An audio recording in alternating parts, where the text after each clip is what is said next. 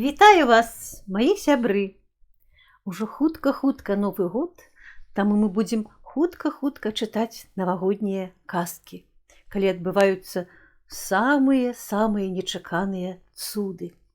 У мяне ў руках зборнік «Чароўная сняжынка». Аўтар гэтага зборніка Тацяна Дамаронак, беларуская пісьменніца. І мы пачытаем сёння з вамі такую добрую навагоднюю казачку, якая называецца «Антошкавы снегавікі». Набліжаўся Новы год. Дарослыя і дзеці рыхтаваліся да свята. Хтосьці ўпрыгожваў ёлку, хтосьці дашываў свой маскарадны касцюм. Антошка разам з мамай выпякаў пірожныя для святочнага стала. Яго матуля была вялікая майстрыха. У яе атрымліваліся такія смачныя пірожныя, якія літаральна раставалі ў роце. Таму хлопчык з нецярпеннем чакаў, калі яны спякуцца. І вось мама выняла з духоўкі процівень, а там зусім і не пірожныя, а проста нейкі цуд, сапраўдныя снегавічкі, але толькі з мукі. А ў мяне вось сапраўдныя снегавічкі і ад хлопчыка Антошкі. Хлопчык дакрануўся да доўгага чырвонага носіка аднаго з іх і асцярожна ўзяў пірожнае ў руку. У хлопчыка проста слінкі пацяклі, і ён нават не заўважыў, як гэты салодкі цуд апынуўся ў яго ў роце і хутка-хутка растаяў, хаця быў і не са снегу. «Як смачна!» — услых прамовіў Антошка. «Мама, у цябе самыя лепшыя пірожныя ў свеце». «Дзякуй, сынок, калі падабаюцца, то еш». «На здароўе», — адказала яму мама. Але Антошка не збіраўся есці такіх прыгажуноў, вельмі падобных на сапраўдных маленькіх снегавічкоў. Хлопчык паднёс каробку з пірожнымі да акна і паставіў іх на падаконнік. Ён не заўважыў, як снегавічкі раптам ажылі і ўсе разам павярнуліся і з цікаўнасцю уткнуліся сваімі доўгімі носікамі ў вакно. Там усё сцішылася ў чаканні Новага года. Ён прыйдзе, абавязкова прыйдзе Новы год. «Ой, як дрэнна, што яшчэ няма снегу», — падумаў хлопчык. «На Новы год абавязкова павінен быць снег». Антошка паглядзеў на чырвоныя насы салодкіх снегавічкоў і ўсміхнуўся. Ён так задумаўся, што і не заўважыў, як мама паклікала яго да святочнага стала, таму што па тэлевізары ўжо пачалі біць куранты. Раз, два, тры, чатыры. Хлопчык пільна ўглядаўся ў цемру, ён бачыў пустую лаўку пад акном сваёй кватэры. Вось добра было б, каб і лаўка, і ўся зямля наўкол пакрыліся мяккім белым дываном. Без снегу Новы год зусім не адчуваецца. Тут Антошка выпадкова зірнуў угару і заўважыў, як па небе нешта пранеслася, быццам бы спынілася. Хлопчык прыгледзеўся. У цемры свяцілася белым прамяністым святлом запрэжка белагрывых коней. Санкамі кіраваў малады хлапец.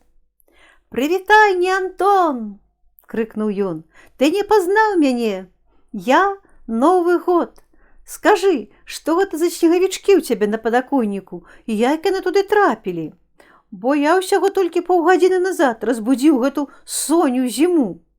Мне здалося, што яна і не збіраецца ўкрываць зямлю снегам.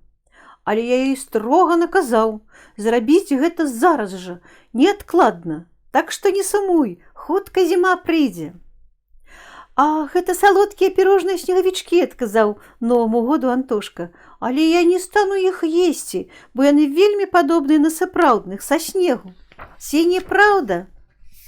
Хлопчык не заўважыў, як Новы год ужо панёсся далей па небе ў сваіх дзіўных хуткіх санках. Вось такая прыгожая ілюстрацыя ў гэтай кніжцы. Прайшло паўгадзіны, і раптам на зямлю паваліў снег, які ў вачавіткі ўкрыў машыны, лаўкі, тратуар каля хаты, дзе жыў Антон. «Ура!» – закрычаў хлопчык. «Мама, мама, выпаў снег! Заўтра я зляплю сапраўднага снегавіка!» Назаўтра раніцой Антошка прачнуўся, апрануўся і выбег з хаты.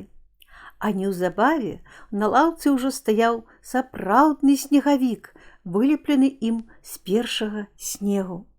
Ён быў намнога вышэйшы за маленькіх салодкіх снегавічкоў і замест носа меў моркву. Але калі прыгледзецца, то можна было заўважыць, што ўсе снегавікі былі вельмі падобныя, асляпляльна белыя з доўгімі чырвонымі насамі. А пірожныя снегавікі тым часам распытывалі свайго снежнага брата: «Ты што, такі ж салодкі, які мы?» «Не, – казаў снегавік, – я не салодкі, я з халоднага снегу, але затое намнога вышэйшы за вас. Напэўна, я ваш старэйшы брат». Аднекуль прыляцела сінічка і накружылася каля вялікага снегавіка, разглядала маленькіх у акне і таксама вырашыла, што ўсе яны родзічы, што ўжо вельмі падобныя адзін на аднаго. Гэта было менавіта так. Снегавікі часцей за ўсё з'яўляюцца на свет перад Новым годам. І якія б яны не былі, салодкія ці са снегу, клопат у іх адзін – прыносіць радасць ад надыходу сапраўднай снежнай зімы і Новага году. Ось такая казка навагодняя. Хачу сказаць, што ў гэты зборнік уключаны яшчэ шмат цікавых навагодніх казачак, добра ілюстраваных. Калі ёсць у вас жаданне, перад тым, як сустракаць Новы год, гэту кніжачку можна ўзяць у бібліятэцы і чытаць яе, таму што тут яшчэ ёсць казачкі і пра Новы год, і пра Санта-Клауса, і пра тое, як дзеці да карнавала рыхтаваліся. Можа, мы яшчэ з вамі што-небудзь пачытаем, але гэта будзе ўжо ў Новым годзе.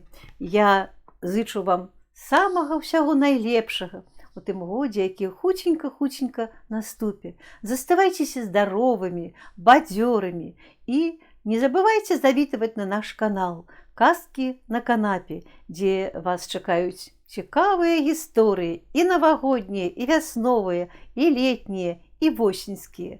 Я жадаю вам усяго самага-самага светлага.